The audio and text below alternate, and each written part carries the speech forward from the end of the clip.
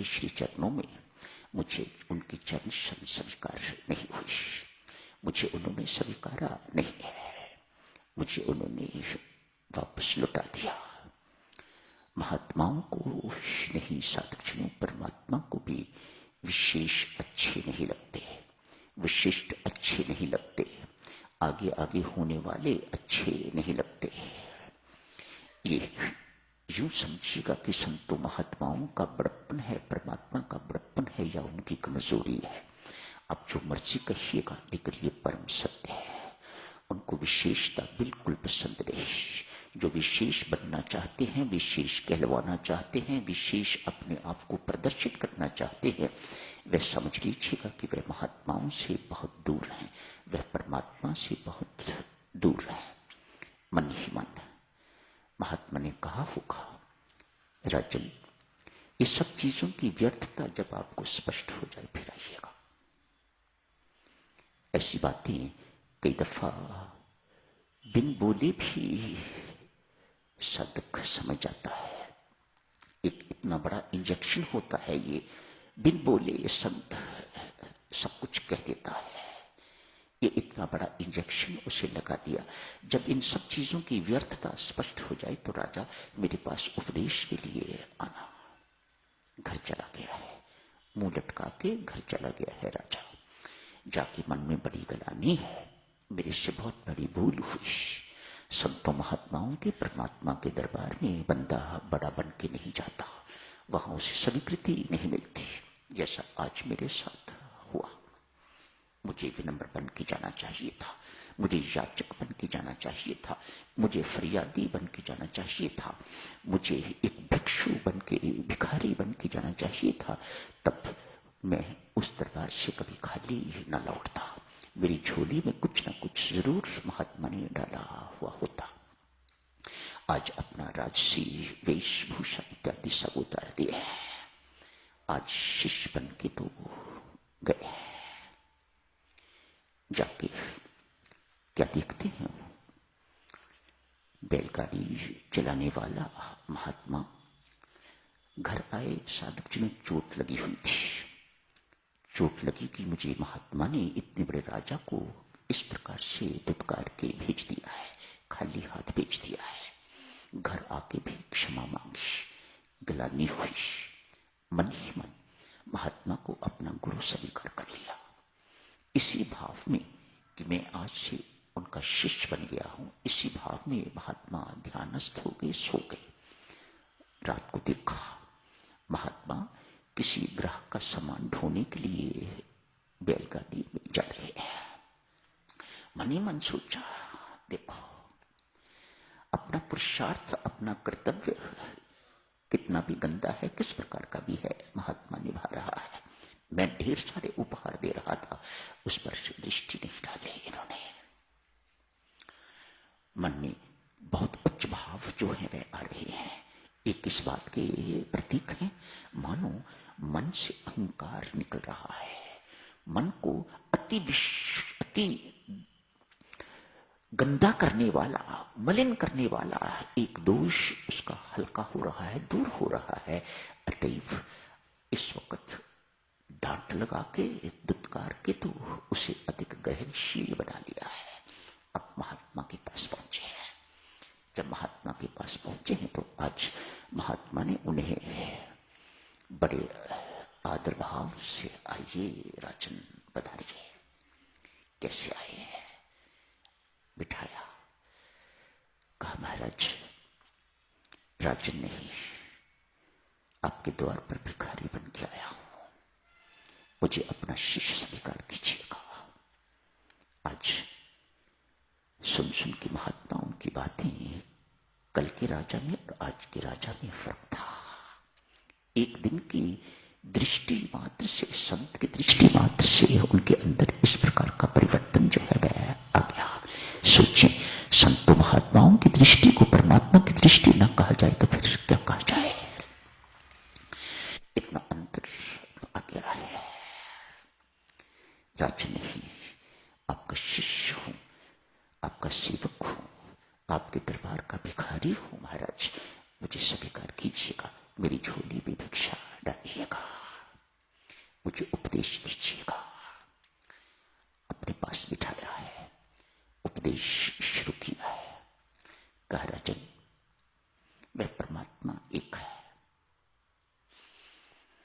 उसके नाम अनेक हो सकते हैं, उसके रूप अनेक हो सकते हैं। वह देवाधिदेव एक है, the supreme being, the absolute being, जो हमारे प्राणों को प्राण देता है, वह परमात्मा। महात्मा उपदेश दे रहे हैं देवियों सज्जनों, जो हमारे प्राणों को प्राण देता है वह परमात्मा। मानो जो हमारा जीवन दाता है, जिसके कारण हम जिंदा हैं, वह परमात्मा। जो सूर्य को तेज प्रदान करता है वह परमात्मा। जो चंद्रमा को ज्योत्सना प्रदान करता है वह परमात्मा। जो हमें जीवन दान देता है वह परमात्मा। जो अग्नि को दाहक शक्ति देता है वह परमात्मा। जो फूलों को सुगंध देता है, सौंदर्य देता है, वह परमात्मा। बहुत दूर होता हुआ भी हमारे बहुत पास है। क्यों राजन? वही हमारा आत्मा है, वही परमात्मा ही हमारा आत्मा है। बहुत दूर होते हुए भी हमारे बहुत समीप है। हम सबको उसी अतुल्य परमात्मा की उपासना करनी चाहिए। राजा हाथ जोड़ के कहता है, शिष्य, राजा नहीं शिष्य हाथ जोड़ के कहता है, गुरु महाराज, मैं आपका दिया हुआ उपदेश समझ गया। हमें उस परमात्मा की जो सर्वे सर्वा है, जो सर्वोपरि है, जो सर्वोत्कृष्ट है, जिस जैसा ही कोई नहीं तो उससे बड़ा और कौन होगा, हमें उनकी उपासना करनी चाहिए। मेरे प्रभु, ये उपासना कैसे करनी चाहिए, मेहरबानी करके मुझे ये भी बताइएगा। गुरु महाराज अपने शिष्य को उपासना कैसे करनी चाहिए बड़े संक्षिप्त शब्दों में समझाते हैं। कहते हैं, जिस प्रकार अनेक छोटी छोटी नदियां, नाले गंदे मंदे होते हैं, ये सब गंगा जी में मिलके तो गंगा बन जाते हैं।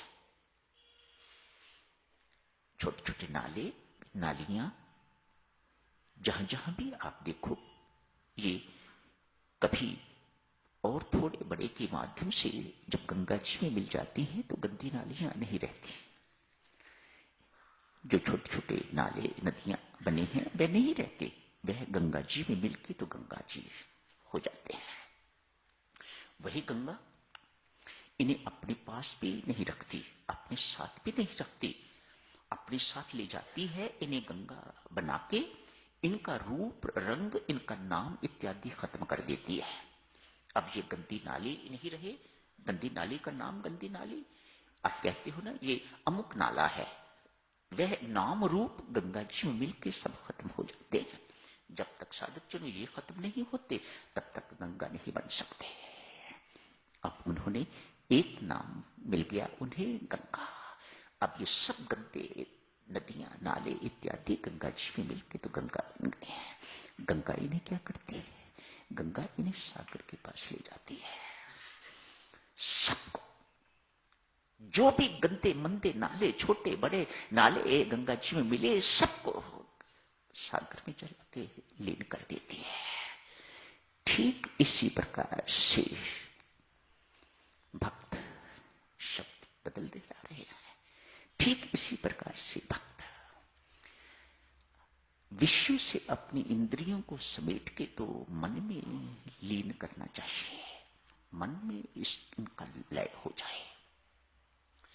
इस मन को तब परमात्मा में तल्लीन करो तो ये उपासना का ढंग है। इन इंद्रियों को देवियों सज्जनों, ये क्रम बहुत महत्वपूर्ण है। हम इंद्रियों पर अंकुश नहीं लाते, हम मन की परवाह नहीं करते और बातें करते हैं हम परम शांति की, बातें करते हैं हम परमानंद की, बातें करते हैं हम आत्म साक्षात्कार की और परमात्मा के साक्षात्कार की। ये कभी संभव हो सकेगा? आपका क्रम ही ठीक नहीं है। अपने इंद्रियों को पहले विषयों से खींचिएगा, मन में लाके तो उन्हें रोकिएगा। मन आगे का खेल खेलेगा। मन इस प्रकार का मन जो हो जाएगा, वह जब परमात्मा में तल्लीन हो जाएगा, तो ये उपासना की विधि है।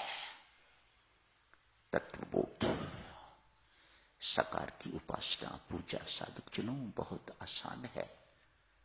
ठाकुर की पूजा बहुत आसान है। ये सामने दिखाई दे रहा है। आपका परमात्मा अव्यक्त आपको दिखाई नहीं देता। अव्यक्त की पूजा उपासना बहुत कठिन है, लेकिन पहुंचना तो सबको वही है। साकार की उपासना से उपासना खत्म नहीं हो जाया करती। ठाकुर की उपासना से उपासना खत्म नहीं हो जाया करती। यदि ऐसा होता तो रामकृष्ण परमहंस के लिए मतेश्वरी तोतापुरी को कभी न भेजती। यदि उसकी उपासना से रामकृष्ण परमहंस का गुजारा चलता, बस यही सब कुछ है, दिस इज द अल्टीमेट, तो मां उसके पास परम गुरु तोतापुरी को कभी न भेजती। मंदिरों की पूजा, ठाकुर की पूजा अल्टीमेट नहीं है। आगे बढ़ना है, ऊपर चढ़ना है। तोतापुरी को बहुत मेहनत करनी पड़ी। उनका तदात्म ठाकुर के साथ इतना था, मातेश्वरी के साथ इतना था, यहां चोटें मारनी पड़ी रामकृष्ण परमहंस के कि इसका तदाम किस ढंग से टूटे और ये आगे बढ़े उस निराकार की ओर, उस सुप्रीम बीइंग की ओर जो मेरे से भी आगे है। मैं शक्ति हूं, लेकिन शक्तिमान तो उससे बहुत ऊपर है, बहुत आगे है। और जब तक शक्तिमान की प्राप्ति नहीं होती साधक जनों, तब तक उपासना पूरी नहीं होती। तो इसके साथ